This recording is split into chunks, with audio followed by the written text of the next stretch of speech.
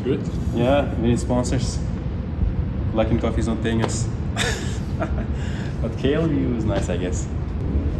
İkinci ömrüm değil.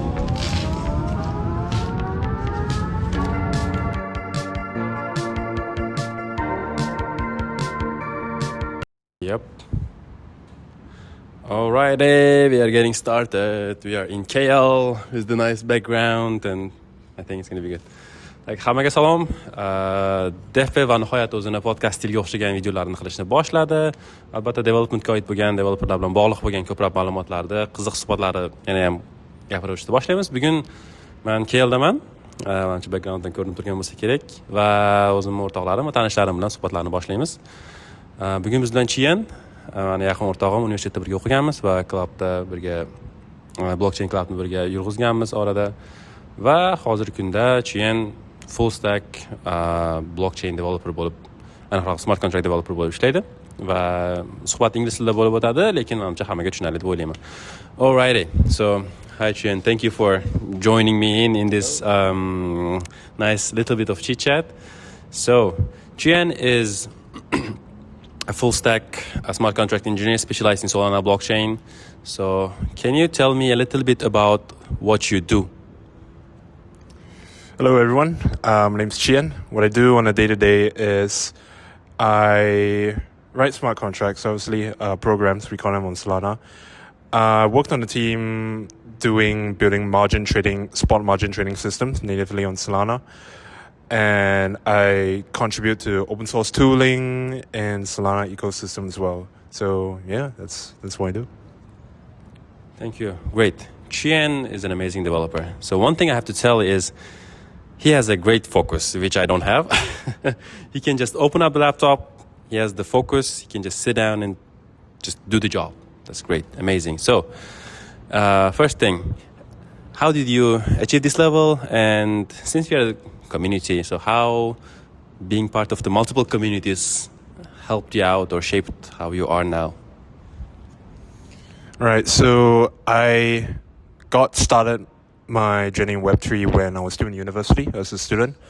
Back then, my friend Josh, who was also cameraman, he ran a university blockchain club called Sunway Blockchain Club, and I knew nothing about blockchain or Web3 back then. So my friend Josh put me in to a couple of events. I was curious. I didn't know nothing. So I said, okay, I'll show up, come see what's up with this whole Web3 blockchain thing, right? Walked away from a couple of events still knowing a little more than when I started, knew a little bit about decentralization and development and all that.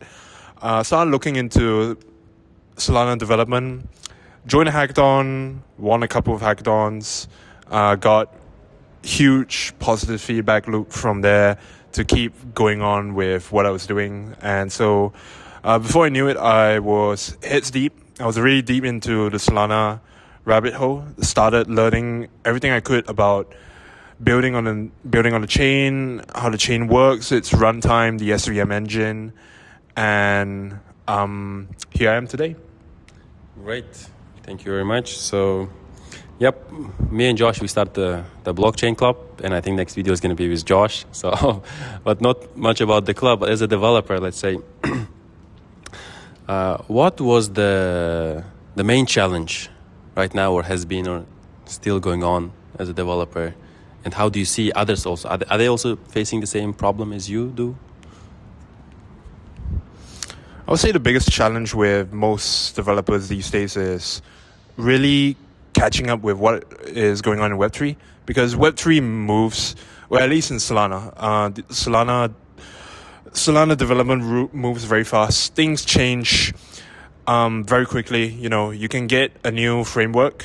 Everyone would be learning this new framework, and 1.5 years later, it would be deprecated, or at least be replaced by something more modern, faster, and probably easier to develop on as well. So things come and go pretty quickly, and I guess, at least for me, that's what I found to be one of the more challenging things about developing on Solana, just keeping up to date with stuff.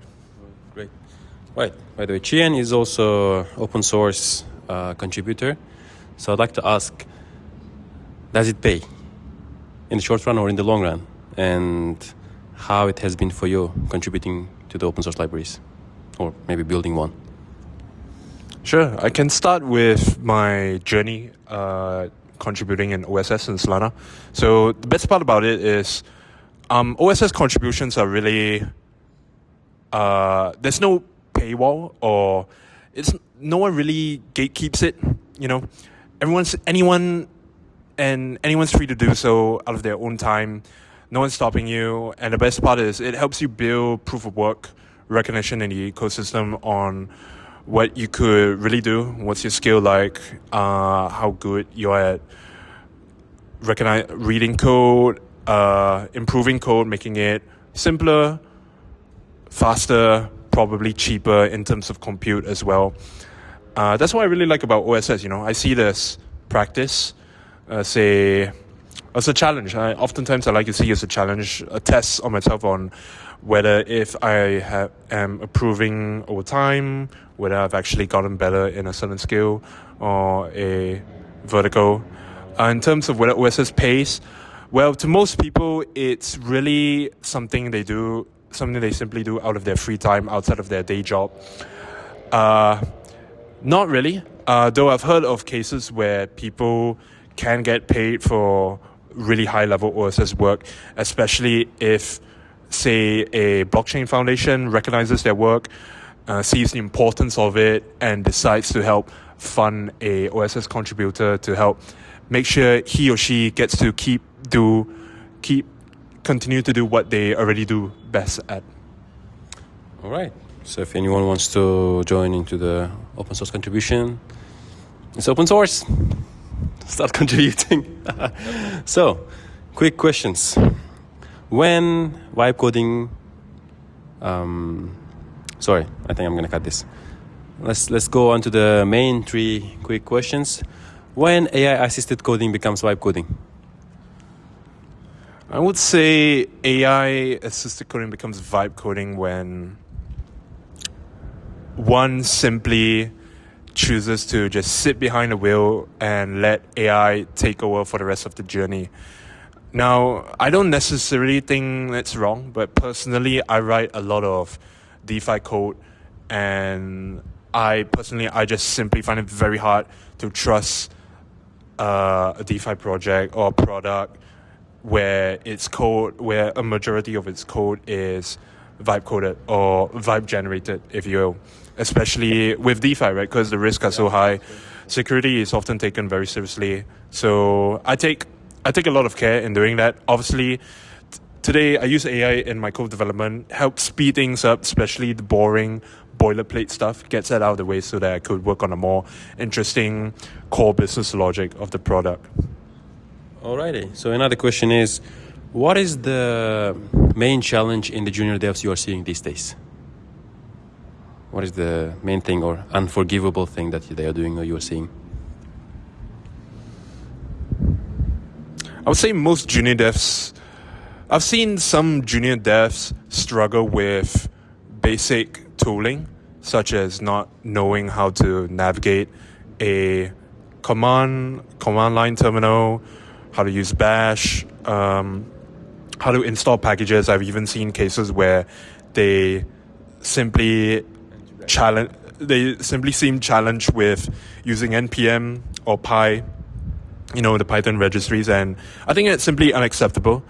And because it's a base stepping stone in any coder's journey, and it should be one of the first things that they should learn when they get started with coding. Just simply knowing how to write code, how to publish and share code, and also how to pull other people's code into their project and integrate with them. Because code is really just, code is like a building block.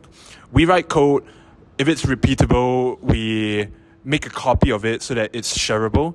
And so in a future date, when they come back to this code, they don't necessarily have to rewrite this code or even allow shared so that anyone could, not have to hand roll the same code, waste time doing so, and just pluck it from someone else's library. That's not necessarily a bad thing. It's simply, sharing code is simply a way of life. it's just how it is. And if it works, sometimes we don't reinvent the wheel. Learning how to write code, how to share it and publish it in a registry, write library code is pretty important. I think more junior devs should get to know that. Quick question: do you think AI is going to replace developers? Absolutely not, man. I've got that question so many times. I mean, I can understand where people are coming from, but at the end of the day, you still need a monkey behind the wheel. AI can only take you so far. Maybe there's a day, certainly there's a day where AI could simply, we're able to just really let AI take over the wheel and churn something out simply from an input as simple as an idea. I don't think we're even close to that day yet. So code monkeys would still be around, rest assured. Quick follow-up question: since writing code is getting very cheap right now, do you think, are we gonna get to the point that we're not gonna even think about writing code at all? How much are you handwriting the code yourself? I still handwrite 99% of handwrite, right? Okay. I say it about 50-50. I handwrite about 50% of the code I do today. The rest of it are really just boilerplate and the boring stuff that I don't really like to bother about, like writing CI and CD stuff. Definitely. I think it's very possible that we are heading into a future where people would write less and less code. I mean, I already know people who speak code, right? Speak prompts into an AI, and the AI would process the voice prompt and just generate code out from there. I think it's pretty impressive, and we are certainly going to see a lot more of that in the future, but not very soon. And so I still see myself writing code. So especially when it comes to DeFi, writing code myself gives me the assurance that I know for a fact that this is what worked. There's no way for this code to be AI generated, to be messed up, possibly by AI. And I like having that confidence. I like having that confidence knowing that this code is written by a human, if you will. But that's just me. Alrighty. Jen, thank you very much. Thanks. I think it was a great conversation. And see you in the next video. Manimcha keyingi videoda biz Josh bilan juda ham qiziq video qilamiz. Peace. Bye bye. Yeah.